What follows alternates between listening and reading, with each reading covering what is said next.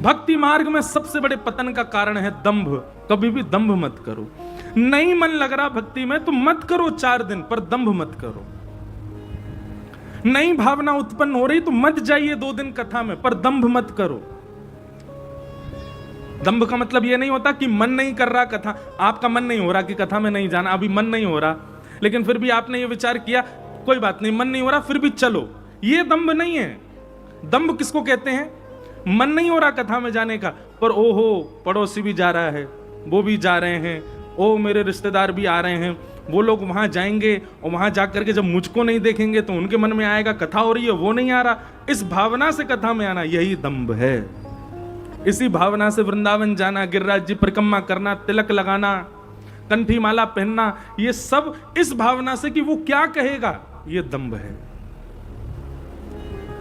हम धोती पहनते हैं, अब धोती पहनने के बाद में अब मन में कई बार घर में कई बच्चे होते हैं, कई परिवार के दूर के रिश्तेदार नातेदार आते हैं, वो लोग कहते हैं अरे घर का ही तो कार्यक्रम है, अब तो आप पैंट पहन लो, अब तो आप ये पहन। मैंने कहा क्यों? ये दंभ है क्या कि बाहर ही पहन के रखना, घर में नहीं पहनना है?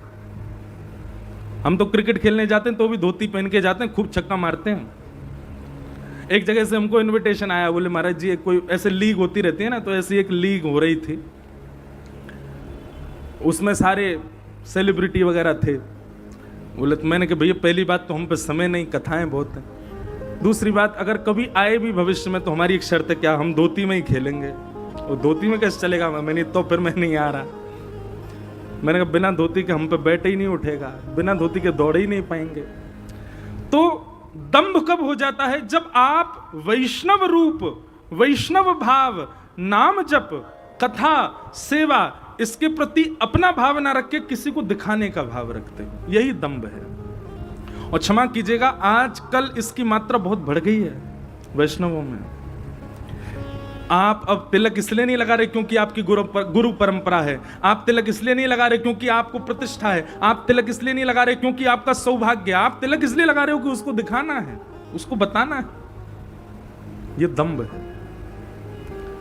और आज ही इस बात को जीवन में अपना लीजिए, दंभ युक्त होकर के भक्ति मार्ग में नहीं जाना है। अगर आपके चित्त में दंभ उत्पन्न हो गया तो सारे दोष आएंगे जो भक्ति मार्ग में आते। दंभ कौन है पता है?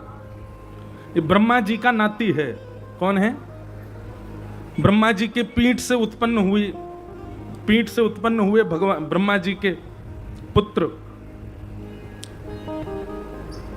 पाप, और उन्हीं के पुत्र का नाम है दंभ। तो एक बार सुनो दंभ किसको कहते हैं। एक बार ब्रह्मा जी के नाती ने अपने पिताजी से कहा, बोले हम दादाजी से मिलने जा रहे हैं। सब लोग इधर देखो ध्यान से। तो पिताजी ने कहा हाँ बेटा जाओ। तो ब्रह्मलोक गया दंभ अपने दादाजी से मिलने, ब्रह्मा जी से मिलने। कैसे गया? बढ़िया त्रिपुंड लगाया, चौड़ी चोटी रखी, गले में खूब सारी मालाएं पहन ली, नीचे धोती पहन ली, खड़ाऊ पहन लिए, वेद मंत्र उच्चारण करता हुआ कमंडल हाथ में लेकर के महाराज माला इतनी तीव्र गति से चल रही है कि एक क्षण में जाने कितनी मालाएं कर ले रहा है। यही तो दंभ है। कई लोगों को हमने देखा है, किसी की हम निंदा नहीं कर रहे हैं, तो गाली गलौज भी चल रही है फिर भी हाथ में माला चली रही है, इसको खींचे ही जा रहे हैं। तो दंभ भी ऐसे ही जा रहा था ब्रह्मा जी से मिलने, नाम जब चल ही रहा है, और सामने कोई आ जाए तुरंत दंभ रुक जाए, पहले कमंडल से पानी छिड़के फिर आगे बढ़े। ऐसा करता हुआ दंभ जब पहुंचा ब्रह्मलोक में तो ब्रह्मा जी, ओहो आज तो कोई बहुत बड़ा संत सिद्ध आया हमारे यहाँ, स्वागत करो भैया इनका। स्वागत करके दंभ को वहां पर लाया गया। ब्रह्मलोक में जाकर के भी दंभ अपने कमंडल से जल छिड़काव कर रहा था। जहां खड़ा हुआ वहां पर भी महाराज पहले जो है कुशा से उस जगह को झाड़ा, तब जाकर के खड़ा हुआ। ब्रह्मा जी अपने आसन से ही खड़े हो गए, बोले भगवान आप ब्रह्मलोक में आए, आपका बहुत बहुत स्वागत, विराजमान हो जाइए। कहने लगा बोले कि यहां मेरे बैठने लायक कोई जगह ही नहीं है, सब अपवित्र है। इसको दंभ कहते हैं, इतना ऊंचा। ब्रह्मलोक ही अपवित्र है उसके लिए। तो ब्रह्मा जी बोले तो आप एक काम करो, आप चल के आओ हमारी गोद में बैठ जाओ।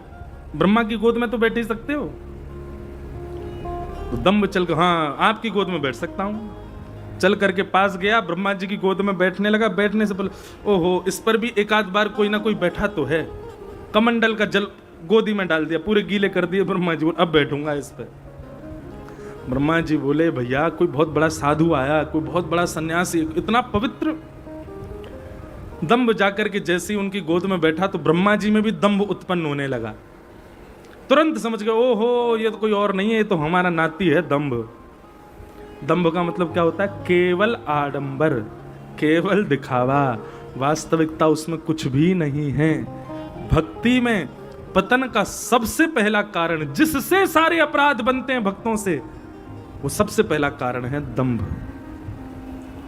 कंठी माला, तिलक, स्वरूप, सेवा, इसको सौभाग्य से कीजिए, कथा सौभाग्य से सुनने जाइए, वृंदावन सौभाग्य और खूब आनंद में जाइए, कभी दंभ में मत जाइएगा। आप एक बार भी दंभ में आसक्त होकर के यदि भक्ति मार्ग में आए तो पतन होगा ही होगा। तो इस कलिकाल में भगवत प्राप्ति का सर्वश्रेष्ठ साधन क्या है? श्रीमद् भागवत की कथा। सौनकादि ऋषियों ने सूत जी से कहा, बोले भागवत की कथा किसने किसको पहले सुनाई, हमें इसके बारे में बताओ। तब सूत जी ने बताया, बोले पहली बार ये भागवत की कथा सनक सनंदन सनातन सनत कुमारों ने नारद जी को सुनाई। तब पूछा गया, बोले नारद जी तो एक जगह टिकते नहीं, उनको तो शाप लगा है, वो भ्रमण करते रहते हैं, और एक जगह बैठ करके उन्होंने कथा कैसे सुनी? तो बंधुओं एक बात शास्त्रों में कही जाती है, शाप, दोष, पाप, ये जितने भी हमारे ऊपर लगाए जाते हैं ना दोष, ये सब कथा में लागू नहीं होते। कथा में कोई भी दोष लागू नहीं होता, कोई भी शाप लागू नहीं होता। और हां एक और बात, कोई वरदान भी लागू नहीं होता। कथा में आप न्यूट्रल होते हो, शून्य होते हो। जितने पुण्य हैं, जितने पाप हैं, जितने शाप हैं, जितने दोष हैं, वो सब यहां से बाहर जाती पुण्य लग जाएंगे आपको। लेकिन यहां आती जैसे बैठोगे तो यहां आप पूर्ण रूपेण शून्य हो। यहां पर आपको कोई शाप, कोई दोष, कोई पाप, कोई पुण्य, कुछ नहीं है आपके पास। आप खाली हो, और खाली होके बैठोगे तभी ज्ञान आएगा, नहीं तो नहीं आएगा। युक्त होकर के बैठोगे तो कहीं भी धारण नहीं कर पाओगे। इसलिए कथा में नारद जी बैठ गए, क्यों? क्योंकि वहां शाप लगता नहीं है। तो नारद जी महाराज बैठे, सौनकादि ऋषियों ने कथा सुनाई।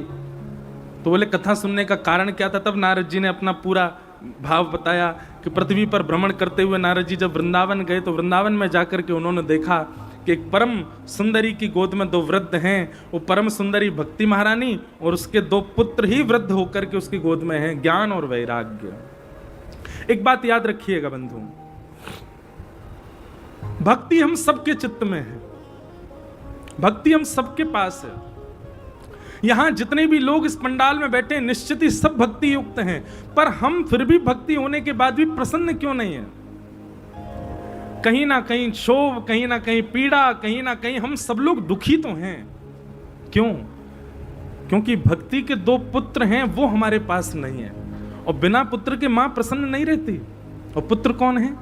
ज्ञान और वैराग्य। बहुत ध्यानपूर्वक सुनिएगा। ज्ञान और वैराग्य, जीवन में भक्ति के साथ में ज्ञान और वैराग्य दोनों का होना आवश्यक है। पर यहां ज्ञान वो नहीं जो आप समझ रहे हो, और यहां वैराग्य भी वो नहीं जो आप समझ रहे हो। अभी ज्ञान आप क्या समझ रहे हैं? बहुत पता होना, बहुत जानकारियां होना, इसको ज्ञान मानते हैं लोग। पर नहीं, बहुत पता और जानकारियां होना ज्ञान नहीं होता। विवेक बुद्धि होना ये ज्ञान होता है। जैसे कि बहुत जानकारी होना और बहुत विवेक युक्त होना, दोनों में अंतर क्या है? बहुत ध्यानपूर्वक सुनिएगा। आप रसोई में गए और रसोई में घिया भी रखा है, आलू भी रखा है, टमाटर भी रखा है, और महाराज अरबी भी रखी है, भिंडी भी रखी है, सब्जियां सारी हैं, मसाले सारे हैं, कढ़ाई सामने है, और गैस चूल्हा भी है। सारी सामग्रियां आपके पास में, यह है ज्ञान। लेकिन सामग्री का प्रयोग करके उससे सुंदर सब्जी बना करके अपनी क्षुधा निवृत्त कर देना, इसको कहते हैं विवेक। इसको क्या कहते हैं? विवेक। नॉलेज होना, बहुत पता होना, ये इस प्रकार है कि बहुत सामग्रियां हैं आपके पास। पर विवेक होने का मतलब क्या है? जितनी सामग्री है उसका प्रयोग कैसे किया जाए, इसको विवेक कहते हैं। और भक्ति में विवेक होना अति अनिवार्य है। भक्ति में विवेक नहीं होगा तो भक्ति के साथ आप अप्रसन्न ही रहोगे, भक्ति में आप प्रसन्न नहीं रह सकते। जैसे एक बड़ा प्रसिद्ध कथा है, वृंदावन में एक संत ने एक नियम धारण कर लिया, क्या? मैं आज के बाद कोई कन्या को रूप नहीं देखूंगा, मैं आज के बाद जाए देखूंगा केवल पुरुष को ही देखूंगा। नियम धारण कर लिया और 2 सेवक लगा दिए अपने कुटिया के बाहर, बोले कोई कन्या आवे तो बात मना कर दियो, बोले महाराज जी को नियम है, वो केवल और केवल पुरुषों को ही देखते हैं, कन्याओं को नहीं देखते। अब उन महाराज जी को आप क्या मानोगे? ज्ञानी, ज्ञानी है। लेकिन इधर देखो, यहां देखो, यहां देखो। लेकिन एक दिन मीराबाई आई और मीराबाई ने आकर के द्वार पे उन सेवकों से कहा, मैंने सुना है कि यहाँ कोई संत रहते हैं, आप मुझे उनका दर्शन करा दो। तो दोनों हंस करके कहने लगे, बोले कि हमारे महाराज जी का तो नियम है, वो किसी कन्या से नहीं मिलते, किसी स्त्री से नहीं मिलते, केवल पुरुषों से मिलते हैं। अब विवेक किसे कहते हैं? मीराबाई से सीखो। मीराबाई क्या बोली? अच्छा तो आपके महाराज जी पुरुष हैं?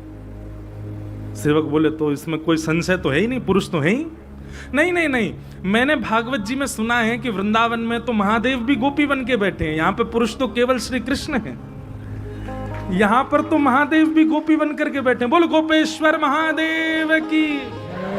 अरे भैया, देव नहीं, देवों के देव महादेव भी वृंदावन में आते हैं तो गोपी बन करके, नथनी पहन करके, चुनरी ओढ़ करके, कजरा लगा करके, लालिमा लगा करके, गले में हार पहन के, और महाराज गोपी भाव से छम छम करते पूरे वृंदावन में डोलें गोपेश्वर महादेव। देवों के देव भी जहां गोपी बन के बैठते हैं वहां केवल एक ही पुरुष है और वो है योगेश्वर कृष्ण। पर नहीं, आज मैं पूरे वृंदावन में ढिंडोरा पीट के बताऊंगी, नहीं एक और पुरुष है हमारे यहाँ पे। कौन? आपके महाराज जी, वो भी पुरुष हैं।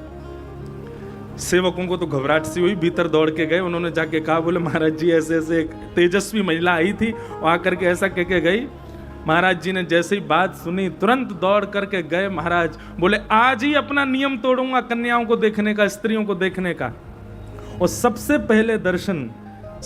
पहला दर्शन मीराबाई का किया। इसको कहते हैं विवेक। ज्ञान हम सबको हो जाता है पर विवेक नहीं हो पाता। भक्ति में बहुत जरूरी है बंधुओं विवेक का होना। विवेक का मतलब क्या है? सही गलत की पहचान होना, क्या उचित है, क्या अनुचित है, क्या सही है, क्या गलत है, ये पता लगना, ये बोध होना, इसी को विवेक कहते हैं। और जब तक विवेक युक्त नहीं होंगे तब तक भक्ति में कोई ना कोई बाधा आती रहेगी, आप प्रसन्न नहीं रह पाओगे। तो भक्ति के 2 पुत्र हैं, ज्ञान और वैराग्य। तो सबसे पहले पुत्र का नाम ज्ञान, ज्ञान यानी कि विवेक, सही और गलत की पहचान, ये चित्त में लाना प्रारंभ करो। और दूसरे पुत्र का नाम है वैराग्य। वैराग्य का मतलब सब छोड़ देना नहीं है, वैराग्य का मतलब सब त्याग देना नहीं है। वैराग्य का मतलब है सबके बीच में रहते हुए भी किसी के प्रति आसक्त ना रहना, ये वैराग्य है। कई लोग कहते हैं महाराज जी हम प्याज नहीं छोड़ पा रहे। क्यों नहीं छोड़ पा रहे? हमारे घर में सब खाते हैं, हमारे अड़ोसी पड़ोसी खाते हैं, हमारे आसपास। अच्छा तो बहुत बड़ी कृपा भगवान ने कि प्याज खाने वाले घर में ही हो आप। क्यों? मदिरा पीने वाले घर में होते तो आप भी पीते, माता जी भी पी रही हैं, पिताजी भी पी रहे हैं, हम कैसे छोड़ दें महाराज जी? सब खाते पीते हैं तो हम भी खाते पीते हैं। भैया ऐसे लोगों के लिए प्रमाण है हमारे भक्त श्री प्रहलाद जी महाराज, जिनके पिताजी भी राक्षस, ताऊ जी भी राक्षस, चाचा भी राक्षस, भैया भी राक्षस, पूरा कुल खानदान पीढ़ी ही राक्षस, स्वयं भी राक्षस, लेकिन उसके बाद भी उन सब भावों को त्याग कर दिया जिनसे भगवत प्राप्ति में बाधा होती है, कभी नहीं किया। अरे प्रहलाद जी से ज्यादा खतरनाक स्थिति तो नहीं थी हमारी, पिता ही शत्रु हैं प्रहलाद जी के तो। पर ऐसी स्थिति में भी प्रहलाद जी महाराज ने उन सब भावों का त्याग नहीं किया।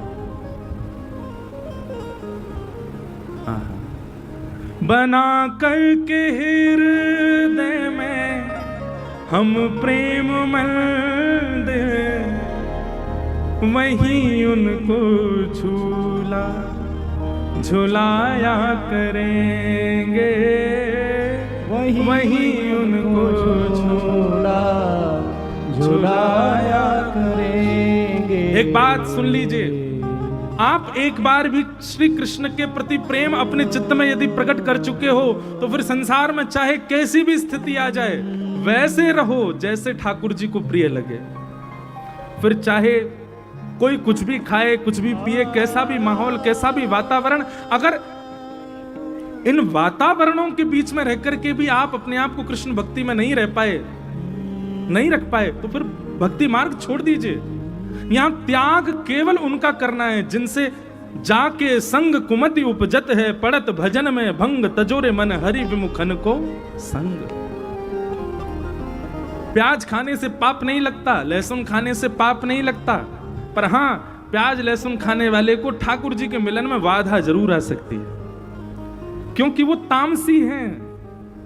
आपकी वासना को उत्तेजित कर सकते हैं, आपके विषय भोग को उत्तेजित कर सकते हैं, संसार के प्रति प्रेम को उत्तेजित कर सकते हैं। वो तामसी पदार्थ हैं और भगवत मिलन में इसलिए वो बाधा है, इसलिए बस उसकी तिलांजलि की गई। कोई खाने से नरक नहीं चले जाओगे आप। इसलिए भैया भक्ति के दूसरे पुत्र का नाम क्या है? वैराग्य। तो वैराग्य किन से करो? उन सब से कर लो जो भगवत मिलन में बाधा है। पता चले कि ऐसे व्यक्ति के संग बैठने से ठाकुर जी को अप्रसन्नता है तो नहीं बैठेंगे। पता चले कि ऐसे पदार्थ पाने से भगवत मिलन में बाधा है तो नहीं पाएंगे। अरे इतना नहीं कर सकते तो फिर छोड़ दीजिए भक्ति मार्ग को। हर जगह व्यक्ति सेक्रीफाइस करता है, रिलेशनशिप में सेक्रीफाइस बहुत जरूरी है, तो फिर ठाकुर जी से रिलेशनशिप में सेक्रीफाइस क्यों नहीं है? बस संसार से संबंध बनाओ, ओहो आपका संबंध टिकेगा तभी जब सेक्रीफाइस करोगे। भाई एक को तो करना पड़ेगा, और ठाकुर जी तो ना करवे वारे, ठाकुर जी सेक्रीफाइस नहीं करेंगे। वो पहले से ही बता रहे मैं तो त्रिभंग लली टेढ़ो मेढ़ो, मैं सेक्रीफाइस ना करूं तो करनो तो कर, मुंह कौन सी गरज पड़े, मुंह पे कोई कमी थोड़ा ही है, मेरे तो हजारन भक्त हैं।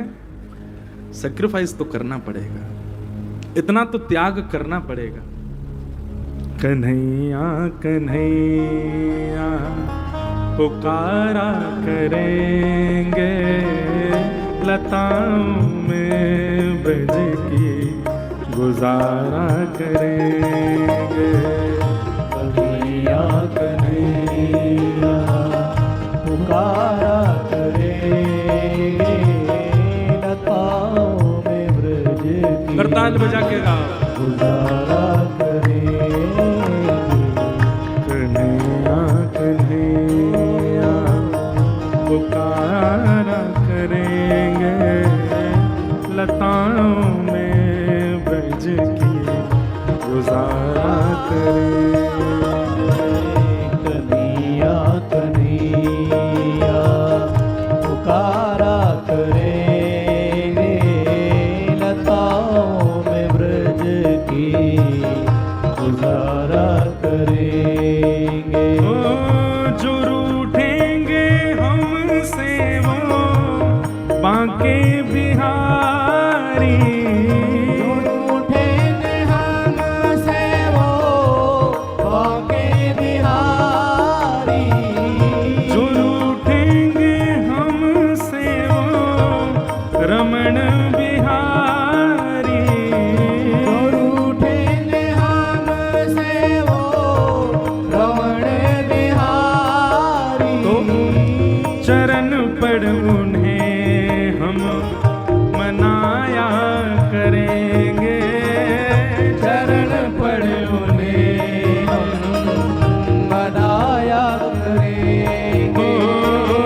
चरण पड़ उन्हें हम मनाया करेंगे।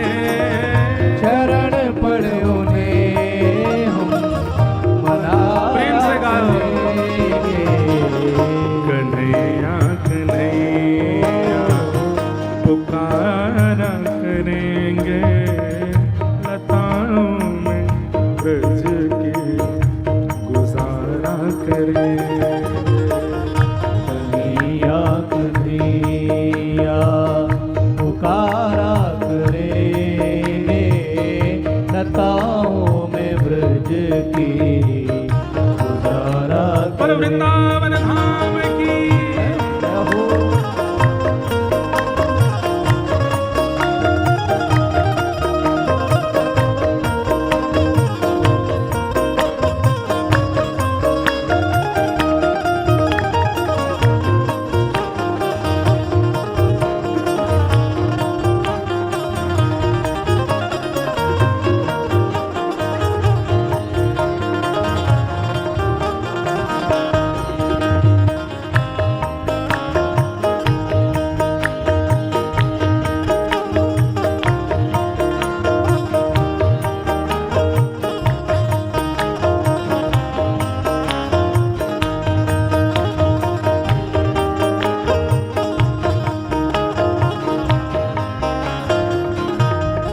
ये पंक्ति सब लोग मेरे साथ में उच्च स्वर में गाना। क्या?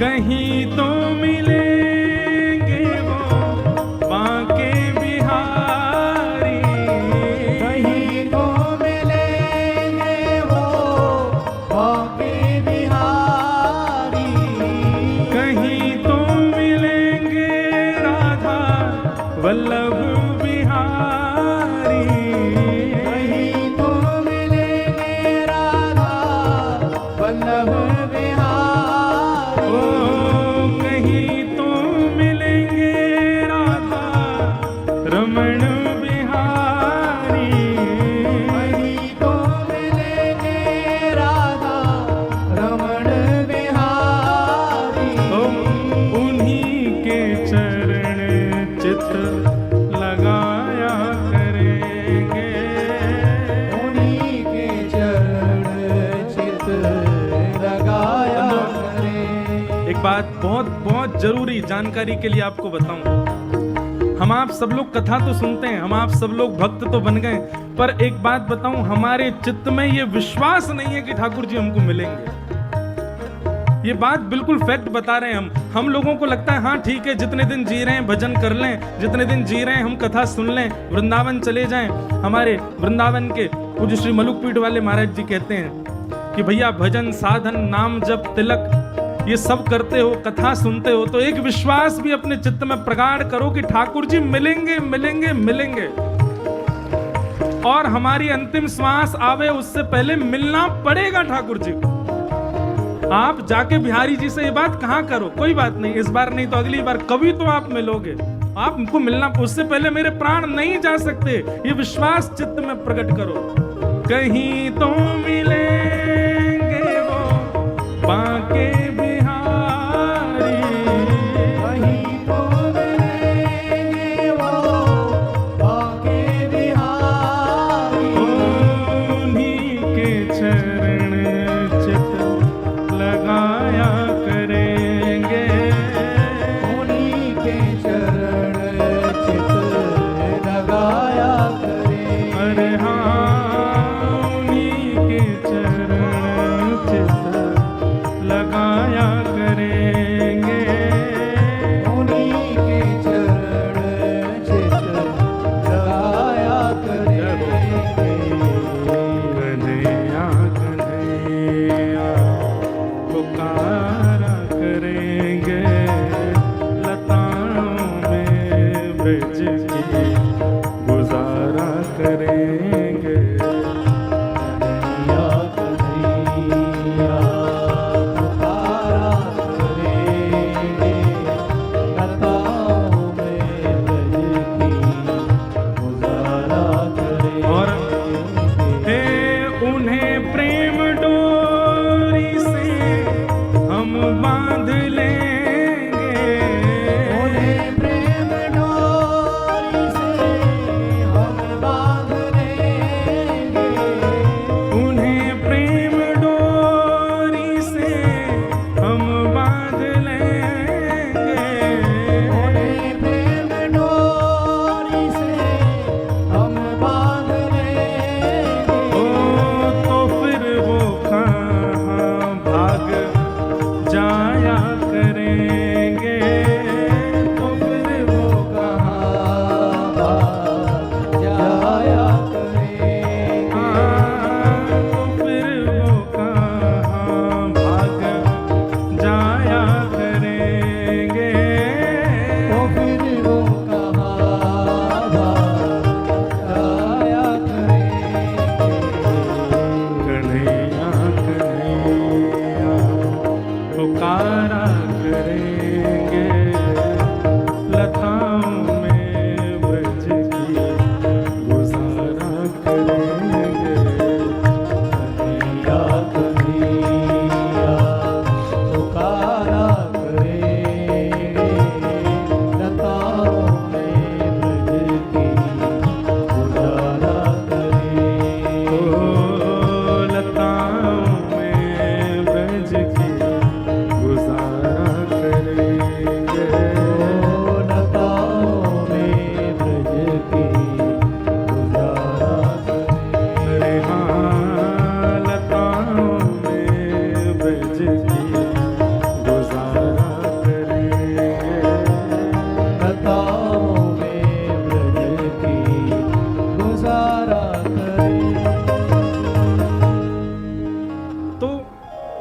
केवल भक्ति मात्र के चित्त में आ जाने से आपको सुख नहीं मिलेगा, भक्ति में आनंद नहीं आएगा। उसके दोनों पुत्र ज्ञान और वैराग्य भी चाहिए। बिना पुत्र के मां उदास ही रहती है, बिना पुत्र के मां को सुख नहीं मिलता। इसलिए ज्ञान यानी कि विवेक को चित्त में लाइए और वैराग्य के रूप में यह त्याग चित्त में लाओ कि जो भगवत मिलन में बाधा बने उसका त्याग करो। अभी प्रारंभ में अन्न से ही शुरू कर दो। उन वस्तुओं का त्याग करो जो भगवत मिलन में बाधा बने। और इसमें एक चीज आप कर सकते हो, जैसे पहली बार वर्जिश करने जाए, वर्जिश मतलब जिम वगैरह जावे, फिजिकल एक्सरसाइज करने जाए तो उसको एक आध दिन की छुट्टी होती है। ऐसे स्कूल जाने वाले बच्चों को भी एक आध दिन की छुट्टी होती है, पर जब वो हायर क्लासेस में पहुंच जाते हैं फिर छुट्टी नहीं होती उनकी। ऐसी वर्जिश करने वाले भी थोड़े यूज टू हो जाते हैं, जिम करने वाले, एक्सरसाइज करने वाले यूज टू, फिर उनकी छुट्टी नहीं होती। ऐसी स्टार्टिंग डेज में कुछ दिन ऐसा कर लो, महीना में एक आध 2 दिन का चीट डे। वैसे तो ये छुट्टी वाला दिन भक्ति मार्ग में तो होता नहीं है, वो फिर भी कभी जब घर के कोई फंक्शन आदि में थोड़ा बहुत अगर आपको कुछ ऐसा खाना पड़े जैसे ये प्याज लहसुन आदि, तो एक आध बार की छुट्टी, पीने के लिए तो बिल्कुल छुट्टी नहीं, उसके लिए नहीं छुट्टी मांगना। महाराज अगर आप नाम जप करते हैं, तिलक लगाते हैं, कंठी पहनते हैं और कहीं से भी आपने इस अपवित्र वस्तु का सेवन किया तो आपको पाप नहीं महापाप लगेगा। इसलिए भक्ति मार्ग में आने वाले तिलक कंठी आदि पहनने वालों को कम से कम मांस मदिरा तो देखनी भी नहीं चाहिए, उससे तो दूर ही रहो। इसके लिए एक आध 2 दिन छुट्टी हो जाए, पर भैया 1-2 महीना के नाम जब कथा श्रवण से आप ऐसे हो जाओगे कि मन में आएगी नहीं भावना। तो यहां से प्रारंभ करो, धीरे धीरे फिर स्वरूप में, संग में, सब में इस चीज को व्यवस्थित करने लग जाओ कि जो हरि विमुख करने वाले सबका त्याग। सूरदास जी कहते हैं, तजोरे मन हरि विमुखन को संग, जाके संग कुमति उपजत है, पड़त भजन में भंग। तजोरे मन हरि विमुखन को संग। गोस्वामी तुलसीदास जी महाराज की तो एक पंक्ति है, मेरे स्मरण में नहीं आ रही है, उसमें वो कहते हैं, ताते भले नरक के बासा, दुर्जनों का संग विधाता हमको कभी ना दे, उससे बढ़िया तो नरक का। कैसे है? दुष्ट संग जन दे विधाता। हाँ, ताते भले नरक को बासा। तो भैया अन्न से प्रारंभ करो और धीरे धीरे जन तक उसको ले जाओ। जो हरि विमुख करने वाले हैं उनका त्याग करो।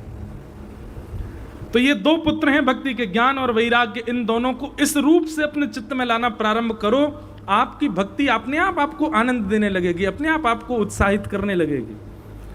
भक्ति के ये 2 पुत्र वृद्ध हो गए थे। नारद जी महाराज से प्रार्थना की।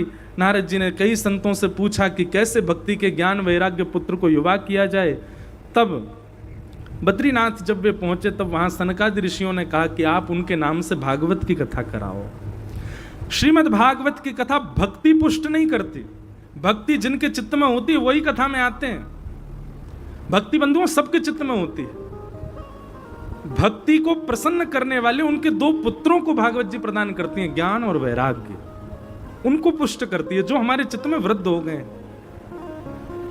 नारद जी महाराज सनकादि ऋषियों के पास गए। सनकादि ऋषियों ने बताया भागवत की कथा कराओ, उससे ज्ञान वैराग्य दोनों पुष्ट होंगे।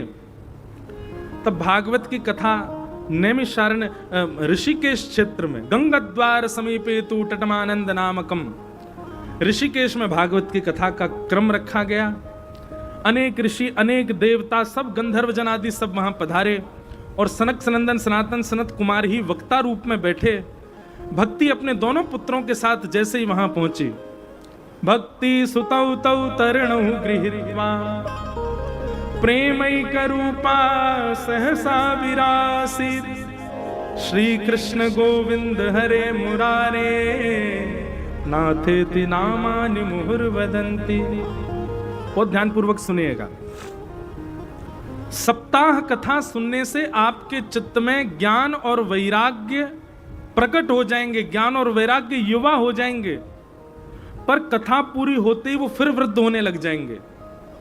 हमारा काम क्या है, व्यास का काम क्या है कि 7 दिन में श्रोताओं के चित्त में ज्ञान और वैराग्य को प्रकट करे, युवा करे। पर श्रोता का काम क्या है, 7 दिन बाद जब व्यास जी अपनी पोथी लेके चले जाएं, उसके बाद व्यास जी जैसा चित्त में करके गए, कम से कम वैसा उसको बना के रखे। ये श्रोता का लक्षण है। केवल एक मैया को बात समझ में आई, वही ने ताली बजाइए। ये आपकी जिम्मेवारी है कि आपने व्यास से जो सुना है और व्यास ने जैसा आपके चित्त को बना दिया है, आप कम से कम उसको वैसा तो रखो। उससे बढ़िया करो तो और अच्छी बात है। कम से कम उसको उतना तो संजो करके रखो जितना व्यास जी उसका निर्माण करके चले गए हैं, तब आपकी कथा सुनना सार्थक माना जाएगा। इसलिए नियम धारण कीजिए। ज्ञान और वैराग्य दोनों पुष्ट होंगे कथा सुनने से। ज्ञान विवेक में परिवर्तित होगा, वैराग्य मतलब त्याग की भावना आएगी उन सब वस्तुओं की जो भगवत मिलन में बाधा है। पर 7 दिन कथा में तो ये दोनों पुष्ट रहेंगे, उसके बाद भी पुष्ट बने रहें। उसके लिए क्या उपाय है पता है? आप कथा सुनते ही रहो। व्यास जी चले जाएं, उसके बाद भी कथा सुनते ही रहो। सत्संग एक क्षण के लिए भी बंधु हर दिन का नियम बना लो। जैसे जल, जैसे अन्न, जैसे वायु हमारे तन के प्राणों के लिए अति आवश्यक है, ऐसी कथा को भी अपने पूरे 24 घंटे में एक समय प्रदान करो। आप सबके पास आधुनिक यंत्र हैं, सबके पास इंटरनेट, आजकल बहुत हाईफाई जमाना हो गया है, सब बिना नेट के कोई नहीं है। एक समय कथा को निश्चित प्रदान कीजिए हर दिन। आप यदि 15 मिनट का भी सत्संग रोज सुनते हैं, कथा सुनते हैं, तो निश्चित है कि आपके चित्त के ज्ञान वैराग्य वृद्ध नहीं होंगे, अत्यंत श्रेष्ठ हो जाएं, वो तो आगे की स्थिति है। पर जितने व्यास जी बना के गए उतने तो रहेंगे, उससे गिरेंगे नहीं। ये आपका कर्तव्य है, आपको करना है। तो कथा सुनते ही महाराज ज्ञान और वैराग्य दोनों पुष्ट हो गए। पुष्ट होकर के नृत्य करने लगे। भक्ति महारानी प्रसन्न हो गई, चरणों में प्रणाम करके कहने लगी, आपकी कृपा से मेरे दोनों पुत्र युवा हो गए। अब मुझे बताइए इस कथा पंडाल में मैं कहां बैठूं? तब बहुत सुंदर आसन बताया गया कि भक्ते सुगोविंद स्वरूप कर्त्री, प्रेमैक धर्त्री, भवरोग हर्त्री, सात्वं चतिष्ठ स्वसुधै स्वसंशया, निरंतरम वैष्णव मानसानि। जितने भी वैष्णव कथा में आकर के बैठ गए हैं और एक चित्त होकर के, एक निष्ठ होकर के कथा श्रवण कर रहे हैं, नारद जी महाराज कहते हैं, भक्ति महारानी आप इन सबके चित्त रूपी आसन पर जाकर के विराजमान हो जाओ। तो भक्ति महारानी श्रोता के चित्त रूपी आसन पर आकर के बैठ जाती है।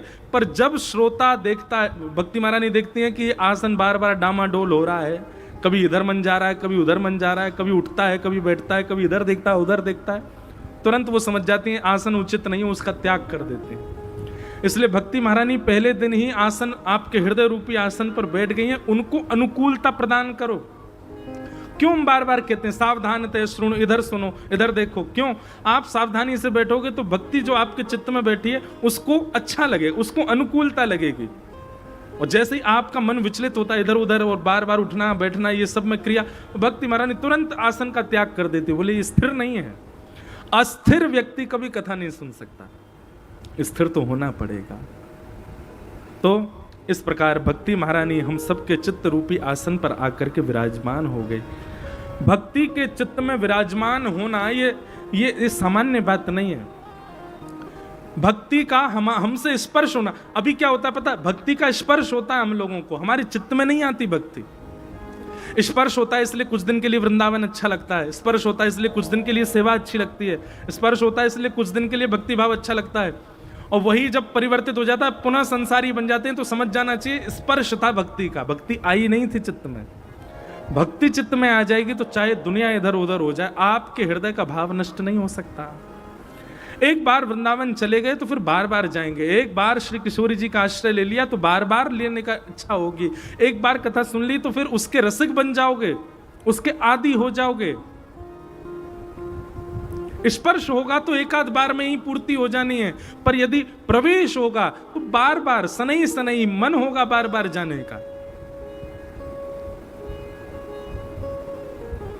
तो भक्ति का प्रवेश हो चित्त में। यहां भागवत जी के महात्म्य में एक श्लोक बहुत सुंदर कहा गया, सकल भुवन मध्ये निर्धनास्ते धन्या निवसति हृदयेषां श्री हरिर्भक्तिरेका हरिरपि निजलोकं सर्वथा तो विहाय प्रविशति हृदयेषां भक्ति सूत्रोपनद्ध। बहुत सुंदर बात, सब लोग सावधानी से सुनो। रेलगाड़ी में सबसे आगे क्या होता है? इंजन, उसके पीछे डिब्बा होते हैं और सबसे पीछे, अब तो नहीं होता पर पहले छोटे थे तब देखा था, उसमें वो एक कमरा सा होता था, उसमें वो झंडा दिखाने वाले खड़े रहते, क्या बोलते हैं उनको? गार्ड। हाँ, गार्ड रूम होता था। तो भले ही इंजन आगे हो पर गार्ड के हाथ में जिस कलर का झंडा होगा उससे ही पूरी ट्रेन चलती है, होता है ना? गार्ड रूम कभी भी ट्रेन के बीच में नहीं होता था, आगे नहीं पीछे ही होता है। बहुत ध्यानपूर्वक सुनिएगा।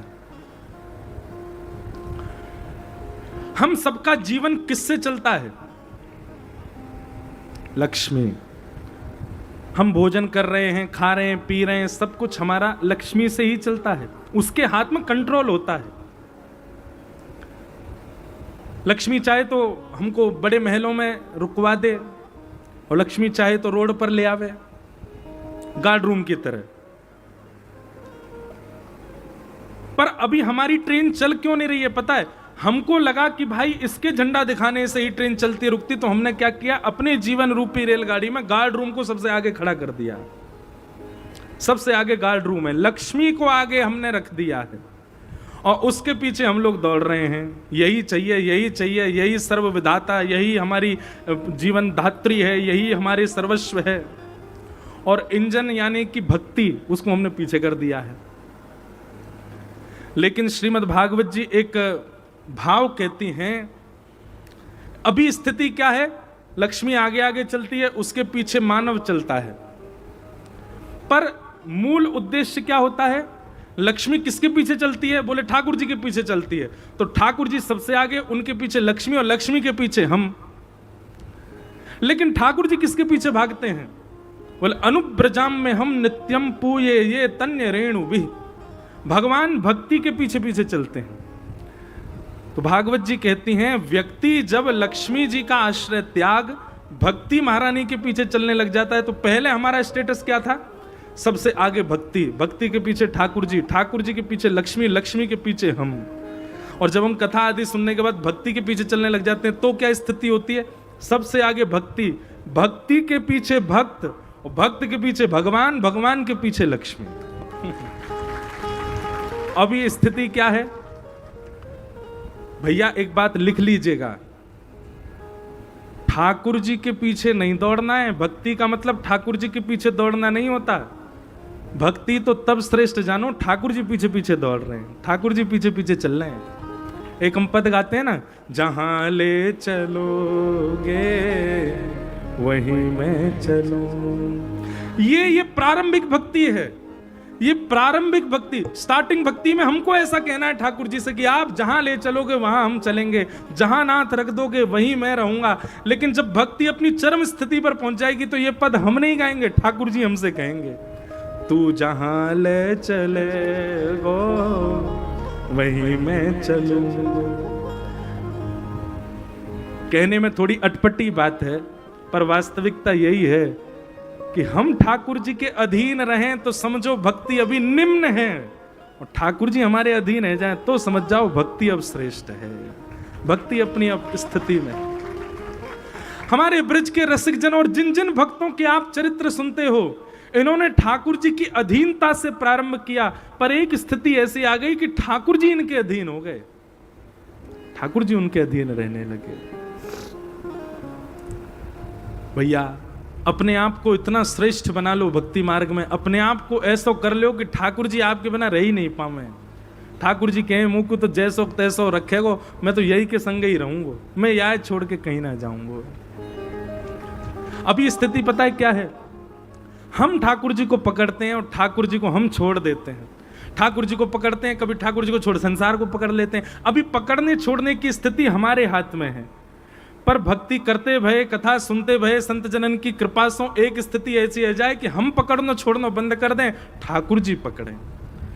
हम ठाकुर जी को जब तक पकड़ रहे हैं तब तक छूटवे को भय है, लेकिन ज्यादा ना ठाकुर जी ने पकड़ लिया बाद ना छूटवे को भय दूर रह जाएगा, क्योंकि उनकी पकड़ इतनी मजबूत है जैसे अंबुजा सीमेंट जैसे फेविकॉल की पकड़। एक बार चिपक गए महाराज ठाकुर जी फिर ना छूटे। हमारी पकड़ तो कैसी, अब कौन सा, अब कोई सीमेंट को नाम थोड़ी बोलना, प्रचार तो कर नहीं रहे। हमारी पकड़ पता कैसी है, मट्टी की चिनाई कर दी हो, सीमेंट की जगह मट्टी चिंदई हो ईंटन के बीच में, बिल्डिंग खड़ी तो हो जाएगी पर जोर की हवा ज्यादा ना चली, जोर की बारिश ज्यादा ना आई, पूरी बिल्डिंग धराशायी हो जाएगी। ये हमारी पकड़ है, मट्टी की पकड़।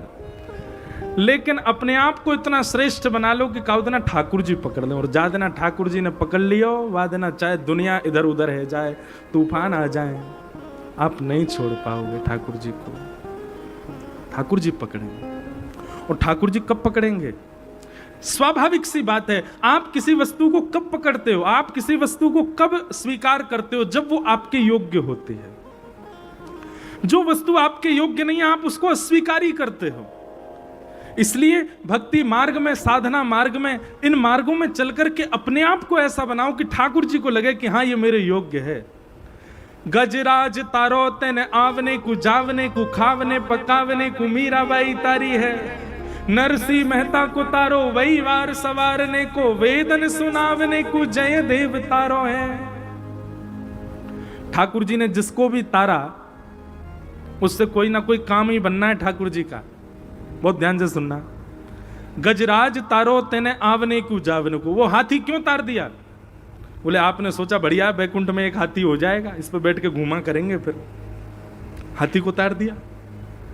गजराज तारो तेने आवने को, जावने को, और खावने पकावने को मीराबाई तारी है। मीराबाई को क्यों तारा? बोले बढ़िया मेवाड़ की है, राजस्थान के लोग बढ़िया भोजन बनाते हैं, और मीराबाई को तार दो, वैकुंठ में जाके बढ़िया बढ़िया बनाया करेगी कुछ ना कुछ सब्जी। आपने मीराबाई को तार दिया किस लिए? बोले भोजन बनाने के लिए। अब ये तो देखो, इसको कहते हैं व्याज स्तुति। क्या कहते हैं? व्याज स्तुति। व्याज स्तुति मतलब टॉन्ट दे दे करके स्तुति करना थोड़ी नोक झोंक के साथ ठाकुर जी को छेड़ते भय अपनी बात कहना, इसको कहते हैं व्याज स्तुति।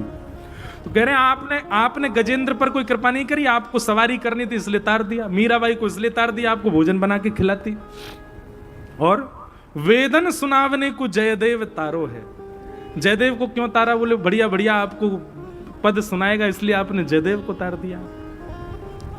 सबका नाम लेते हुए अंत में कहते हैं मैं आपके किसी काम का नहीं हूं, मुझ पे ना भोजन बनाना आता, ना मुझ पे नाचना आता, ना मुझ में कोई गुण है, ना मुझ में कोई योग्यता है, मैं तो बिल्कुल निठल्ला हूं ठाकुर जी, मुझसे कुछ नहीं आता। मोहे तारो वह मैं आपकी भलाई है, मुझे तार के दिखाओ, कुछ नहीं करूंगा, वैकुंठ में पड़ा पड़ा केवल भोजन करूंगा। अगर आपने तब भी मुझे तार दिया तो मानूंगा कि आप तारणहार हो, आप भक्त वत्सल हो, मुझे तारो।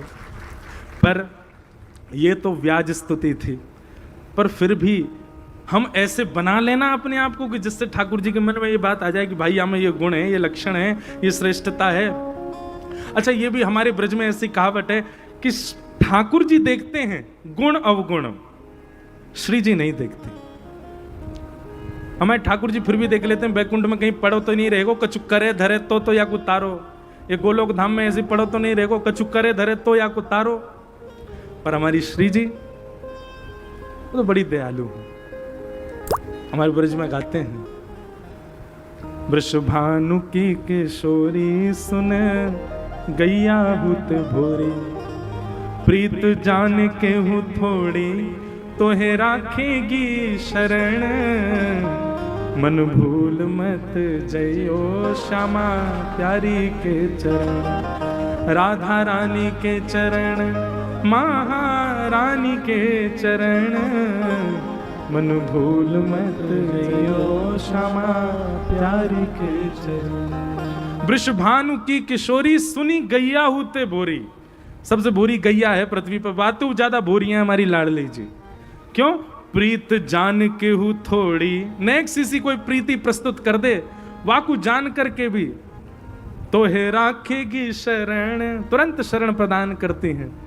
मन भूल मत जइयो श्यामा प्यारी के चरण। तो भैया ये कथा आदि सुनकर के अपने आप को योग्य बनाओ ठाकुर जी के, हम ठाकुर जी के लायक बन जाएं, हम ठाकुर जी के योग्य बन जाएं, ताकि ठाकुर जी हमको पकड़ लें। क्योंकि ठाकुर जी ने एक बार पकड़ लिया तो फिर कभी छूटवे की स्थिति आवेगी ही नहीं।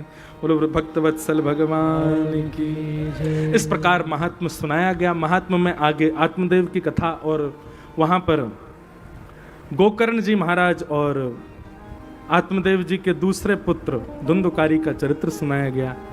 उसके विशेष मूल भाव को हम कल की कथा में सत्र में सुनाएंगे। बंधुओं, हमारी कथा का एक नियम रहता है, हर कथा के विश्राम दिवस विश्राम में वृंदावन को याद किया जाता है। और एक बात आप बिल्कुल ध्यानपूर्वक सुन लो, अभी जलंधर 6 बजे से पहले जलंधर था, अब ये वृंदावन है। अब और तो सब रोज जलंधर ही होगा, पर ये साईं दास स्कूल का जो ग्राउंड है ये तो वृंदावन ही है। कल से एक काम करके देखियो, आपसे कोई पूछे कहाँ जा रहे हो तो यूं ही कहियो वृंदावन जा रहे हैं, यूं कहियो मत कहियो साईं दास स्कूल जा रहे हैं। कहाँ कहोगे? हाँ, वृंदावन जा रहे हैं। ओ महाराज नहीं, 7 दिनों में यहीं आपको बिहारी जी के अनुभव हो जाए, यहीं आपको राधा वल्लभ जी का अनुभव हो जाए तो कहीं आओ। हमारे प्यारे गिरधर लाल जी भी हर जगह जाते हैं कथा में, यहाँ भी पधारे हैं। सुबह 11:30 से 12:30 दर्शन होंगे। पर हमारी प्रार्थना, इतनी संख्या में मत आ जाना, छोटे से ठाकुर जी डर जाएंगे इतनी भीड़ को देख के। थोड़े थोड़े लोग ही यहीं हो। 11:30 से 12:30 श्री गिरधर लाल जी का भी दर्शन होएगा। उन्हीं गिरधर लाल जी की कृपा से वृंदावन के सप्त नदियों को आइए हम आप सब लोग प्रणाम करें। श्यामा हृदय कमल सो प्रगट्यो, श्यामा हृदय कमल सो प्रगट्यो, श्यामा हृदय कमल सो प्रगट्यो, श्यामा हृदय कमल सो प्रगट्यो, और श्याम हृदय तुम्हारे वृंदावन प्यारो वृंदावन प्यारो वृंदावन, हे श्री वृंदावन मेरो वृंदावन प्यारो वृंदावन, श्यामा हृदय कमल सो प्रगट्यो। श्यामा हृदय कमल सो भैया प्रगट्यो, या बेचारे ब्रजवासी ब्राह्मण पर एक दया करो, हमारे गरे को नेक सहायता दो, नेक अपने गरे के स्वर को लगाओ, साथ में भाव से गाओ। श्यामा हृदय कमल सो प्रगट्यो, श्यामा हृदय कमल सो प्रगट्यो, और श्याम हृदय तुम्हारा वृंदावन मेरो वृंदावन, वृंदावन मेरो वृंदावन, हे श्री वृंदावन प्यारो वृंदावन, श्री वृंदावन प्यारो वृंदावन, हे बिहरत निस दिन कुंज गलिन में ब्रज जन मन सुख धाम, बिहरत निश दिन कुंज गलिन में ब्रज जन मन सुख धाम, प्यारो ब्रज जन मन सुख धाम, प्यारो ब्रज जन मन सुख धाम, हे रूप गोस्वामी प्रगट कियो जा, रूप गोस्वामी प्रगट कियो, श्री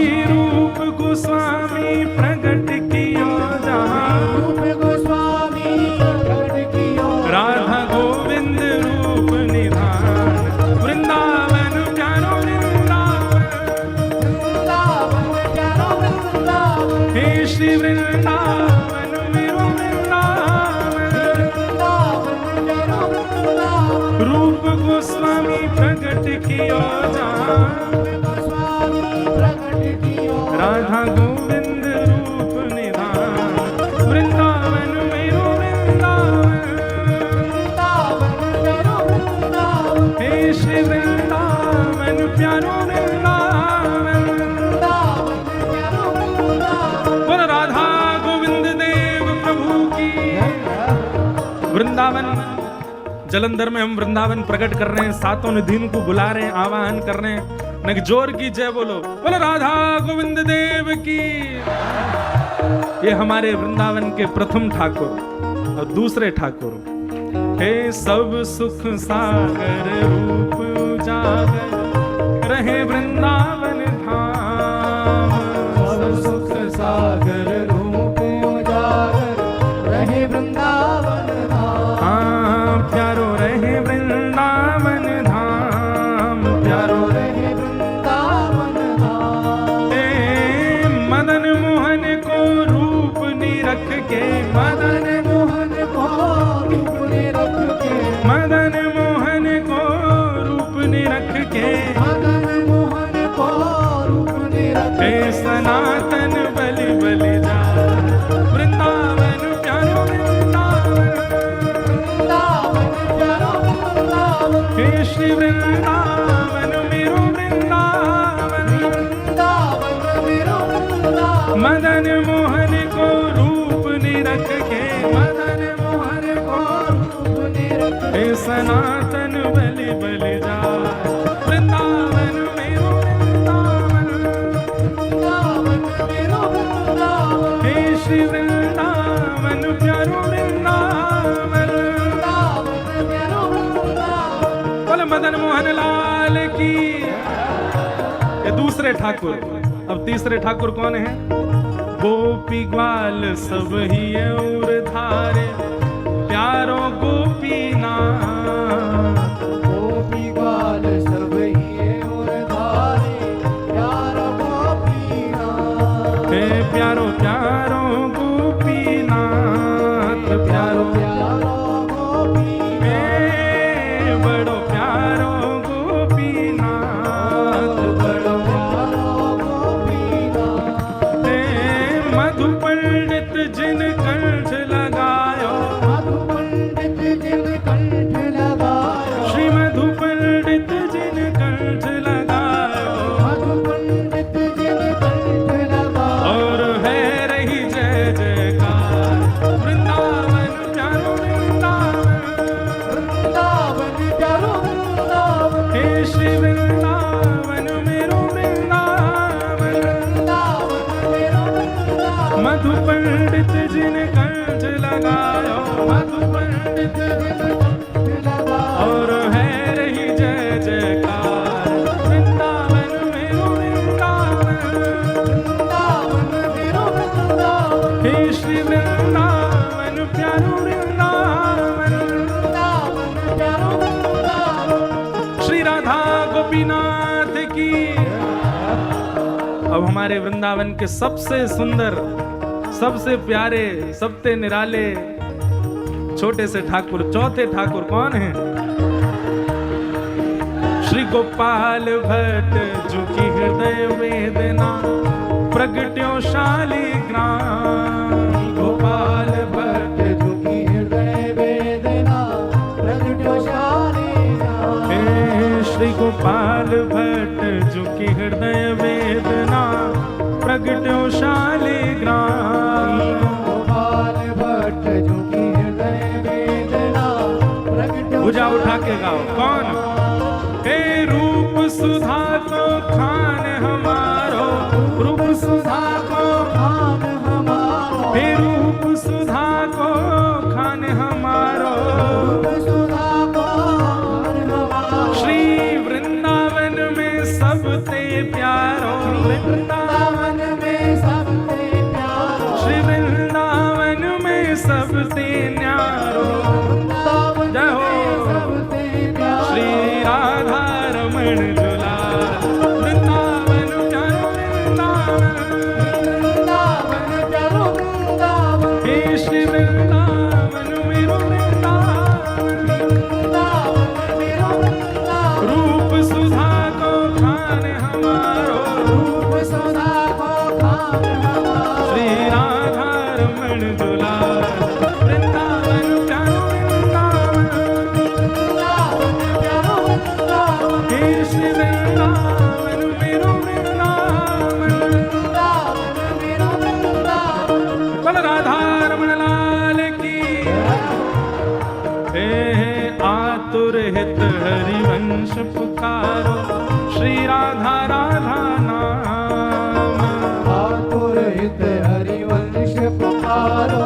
राधा राधा नाम। हे बड़ प्यारो राधा नाम, बड़ो प्यारो राधा नाम, हे बड़ो मीठो राधा नाम, बड़ो मीठो राधा नाम। आतुर हित हरिवंश पुकारो, श्री राधा राधा नाम, आतुर हित हरिवंश पुकारो, श्री राधा राधा नाम। तब हे सघन कुंज यमुना तट आयो, सघन कुंज यमुना तट आयो, मदन टेर वृंदावन आयो, मदन टेर भुजा उठा के प्यारो राधा वल्लभ लाल, वृंदावन प्यारो वृंदावन, वृंदावन प्यारो वृंदावन, हे श्री वृंदावन मेरो वृंदावन, वृंदावन मेरो वृंदावन। सघन कुंज यमुना तट आयो, सघन कुंज यमुना तट आयो, प्यारो राधा वल्लभ लाल, वृंदावन मेरो वृंदावन, हे वृंदावन मेरो वृंदावन, हे श्री वृंदावन मेरो वृंदावन, हे वृंदावन मेरो वृंदावन। बोल राधा वल्लभ लाल की। हे जुगल किशोर को लाड़ लड़ायो, नवल कुंज ही अमान, जुगल किशोर को लाड़ लड़ायो, नवल कुंज ही अमान। हे प्यारे नवल कुंज ही अमान, प्यारे नवल कुंज ही अमान। हे कुंजन कुंजन की रज धारे, कुंजन कुंजन की रजधारे, कुंजन कुंजन की रज धारे, कुंजन कुंजन की रजधारे। ओ हरि व्यास युगल यश गान, वृंदावन प्यारो वृंदावन, वृंदावन प्यारो वृंदावन, हे श्री वृंदावन मेरो वृंदावन, वृंदावन मेरो वृंदावन। कुंजन कुंजन की रज धारे, कुंजन कुंजन की ओ रजधारे, हरि व्यास युगल यश गान, वृंदावन मेरो वृंदावन, वृंदावन मेरो वृंदावन, हे श्री वृंदावन प्यारो वृंदावन। श्री वृंदावन प्यारो वृंदावन। अब 6 ठाकुर है गए हमारे ब्रजमंडल के, 7वें ठाकुर कौन है? बोल वृंदावन बिहारी लाल की। हमारे लाल जी ने कितने सुंदर शब्द लिखवाए हैं बिहारी जी के लिए, जोड़ते गईयों। कैसे हैं बिहारी जी? भुवन चतुर्दश की सुंदरता, निधिवन करत बिहार, भुवन चतुर्दश की सुंदरता, निधिवन करत बिहार। इस ब्रह्मांड को 14 भुवनों में बांटा है। पृथ्वी से 7 नीचे हैं, 7 ऊपर हैं। ये 14 भुवन हैं, स्वर्ग से लेकर पाताल तक। और इन स्वर्ग से लेकर पाताल तक सबसे सुंदर जो हैं वो हमारे निधिवन में।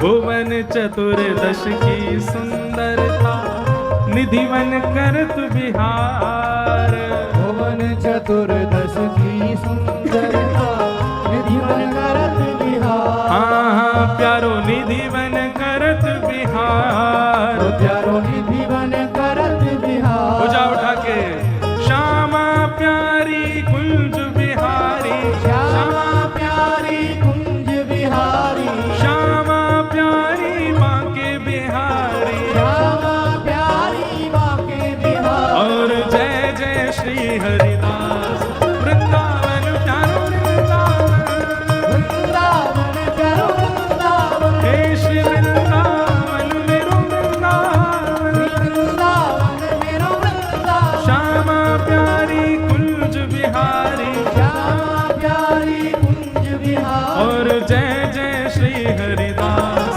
वृंदावन मेरो वृंदावन, वृंदावन मेरो वृंदावन, हे श्री वृंदावन मेरो वृंदावन, वृंदावन मेरो वृंदावन। श्यामा प्यारी कुंज बिहारी, जय श्री हरिदास दुलारी, श्यामा प्यारी कुंज बिहारी, जय श्री हरिदास दुलारी, श्यामा प्यारी कुंज बिहारी, जय जय श्री हरिदास दुलारी।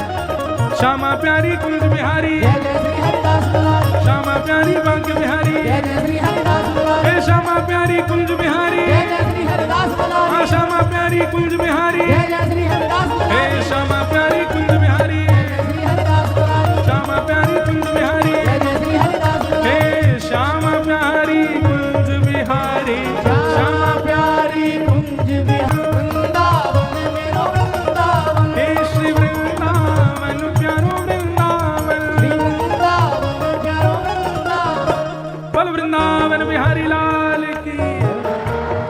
अब जिनकी कृपा से ये पद हम गा रहे हैं हमारे गिरधर लाल जी, जिन्होंने ये पद लिखवाया है उनको प्रणाम करें। जिनकी कृपा से यह रस प्रगट हो वृंदावन अभिराम, जिनकी कृपा से यह रस प्रगट वृंदावन अभिराम, हे जिनकी कृपा से यह रस प्रगट हो वृंदावन अभिराम, जिनकी कृपा से यह रस प्रगट वृंदावन अभिराम, हे सप्त निधिन को ही उजियारो, सप्तनिधि को ही उजियारो, हम सबको प्राणन ते प्यारो, हम सबको प्राणन ते प्यारो, यह आनंद करवावे वारो, यह आनंद करवावे वारो, आज हम सबको मिलवावे वारो, हम सबको मिलवावे वारो, हमारो गिरधर लाल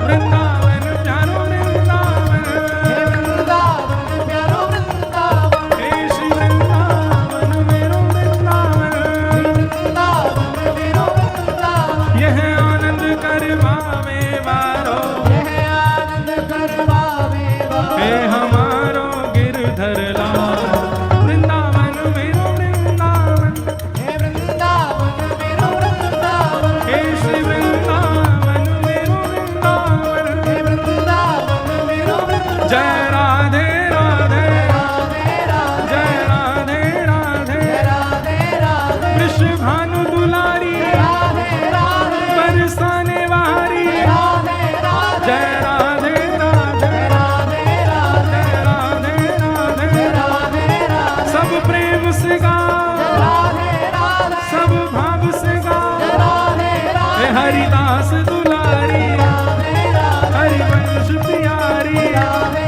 राधे हरिदास दुलारी राधे राधे हरिवंश प्यारी, राधे राधे राधे राधे राधे राधे जय राधे राधे राधे राधे जय जय श्री राम, जय जय श्री राम, जय जय श्री राम। बोल वृंदावन बिहारी लाल, राधा रमण लाल की, श्री राधा वल्लभ लाल की, प्यारे गिरधर लाल की, आज के आनंद की, भागवत महापुराण की, पूछरी के लौठा की, हुप हुप प्यारे, क्या बात है वंशी वारे, शाबाश। जे जय जयकार याद कर लो भैया, ये रोज लगानो। पूछरी के लौटा की हूं नहीं है, हुप हुप। एक बार सब लोग प्रैक्टिस करो। पूछरी के लौठा की, क्या बात है वंशी वारे, शाबाश। आप सब जलंधर वासियों को बहुत बहुत प्रणाम। यहाँ पर आए हुए सब वैष्णव जनों को बारंबार वंदन। भागवत जी की आरती के उपरांत आप सब लोग अपना अपना स्थान छोड़ेंगे, उससे पूर्व कोई भी नहीं जाएंगे। भागवत जी की आरती करके ही यहाँ से सब प्रस्थान करें। महाराज जी 2 शब्द कह रहे हैं, सब लोग श्रवण करो। श्री भागवत महापुराण की, व्यास भगवान की जय जय श्री राम। ब्रजवासी वल्लभ सदा मेरे जीवन प्राण, इन्हें कबू न तजहूँ मोहे नंद बाबा की आन। हमारे परम पूज्य परमादरणीय हमारी भारतीय व्यासपीठ के गौरव पूज्य श्री कृष्णचंद्र ठाकुर जी के लाडले, जीवन भर प्रभु युगल सरकार को रिझाने वाले और रसिकों को आनंद देने वाले पूज्य ठाकुर जी के लाडले सुपुत्र और हमारे बहुत ही प्रिय अंद्रेश जी का जलंधर महानगर में रसिकों की नगरी में आना आप हम सब का सौभाग्य है। हमने तो कल ही जब शोभा यात्रा हुई और शोभा यात्रा का जो कल का आनंद था, तो हमने तो रात ही अनुमान लगा लिया था और कह दिया था कि जलंधर महानगर में बहुत बड़ा आनंद बरसने वाला है। और आज प्रत्यक्ष आप हम सब ने वो किया है। मैं बधाई देता हूँ श्री राधा कुंज बिहारी परिवार को, जिन्होंने महानगर निवासियों को जो सौभाग्य दिया है। हमारे संजीव वर्मा जी, मेजर अरोड़ा जी, इनकी सभी जो सेवक वृंद हैं बहुत मेहनत करी है और मेहनत का फल फिर मीठा ही होता है। आज प्रथम दिन है इस सप्तदिशीय भागवत महापुराण की कथा में हम लाडले इंद्रेश जी के दिव्य भावों का श्रवण करेंगे। और मैं निवेदन करूंगा आप हम सब ऐसे ही आनंदपूर्वक अपने उत्सवों को मनाते रहें। हमारे मठ मंदिर, हमारी सनातन संस्कृति, हमारी गौ माता सुरक्षित हो। आज जो देश में विधर्मी आश्रित प्रकृति के लोग सनातन धर्म संस्कृति गौ माता के ऊपर प्रहार कर रहे हैं, हम सब हिंदू जनमानस सर्वे भवन्तु सुखिना का भाव रखने वाले जागरूक रहें। आसपास अपने सनातन धर्म के ऊपर जो प्रहार हो रही हैं, सनातन धर्म गौ माता को बचाने के लिए आप सबने एक होना है। वर्तमान समय की बहुत बड़ी ज़रूरत है और उसके लिए हम क्या करें। इंद्रेश जी व्यासपीठ पर विराजमान हैं और इनके सामने कौन बैठे हैं? गिरधर लाल जी तो इनके हृदय में विराजमान हैं, पर अनंत बलवंत श्री हनुमंत लाल जी साधु संत के तुम रखवारे, असुर कंदर राम दुलारे, प्रभु चरित सुन में को रसिया। हनुमान जी के दो ही काम हैं, इसलिए शांत रहें। एक में आप हम सबको अपने सनातन धर्म संस्कृति, अपने राष्ट्र गौ माता की रक्षा के लिए अनंत बलवंत श्री रामदूत हनुमंत लाल महाराज जी के पावन सुजस हनुमान चालीसे के पाठ अपने जीवन में करने हैं। प्रत्येक सनातनी को 11 हनुमान चालीसे के पाठ करने चाहिए। कल लाडले इंद्रेश जी विशेष रूप से आप सबको राष्ट्रहित के लिए, गोहित के लिए प्रेरणा व्यासपीठ से देंगे। इतना ही कहेंगे, वर्तमान समय में आप हम सबको अनंत बलवंत श्री रामदूत हनुमंत लाल महाराज जी का आश्रय लेकर के सब सुख लहें तुम्हारी शरणा, तुम रक्षक काहू को डरना। अपने बच्चों को, अपनी बेटियों को परिवार सहित हनुमान चालीसे के पाठ करें और हरि नाम गुणगान करें। और साथ में वेद लक्षणा गौ माता के घी से अपने घरों में देवराधना, ठाकुर जी को सुंदर सुंदर भोग लगाएं, हवन अनुष्ठान करें। इसी में आप हम सब का मंगल है। हमारे इंद्रेश जी तो मेरे को पक्का आज देख के विश्वास हुआ है कि आप गिरधर जी के पूर्व जन्म के उनके कोई सखा परिकर में हैं। जी आप पर कृपा है, क्योंकि ठाकुर जी के घर में ऐसा यशस्वी पुत्र होना ये भागवत जी की कृपा प्रसाद है। आपको बहुत बहुत शुभ मंगल कामना। हमारे अशोक शर्मा जी, शहर के सभी रसिकों को आज प्रथम दिन दिव्य भव्य कथा के श्रवण की बहुत बहुत बधाई। और विशेष रूप से हमारे संजीव वर्मा जी पूरे दंपति को बहुत बहुत आशीर्वाद। जय गौ माता, जय गोपाल।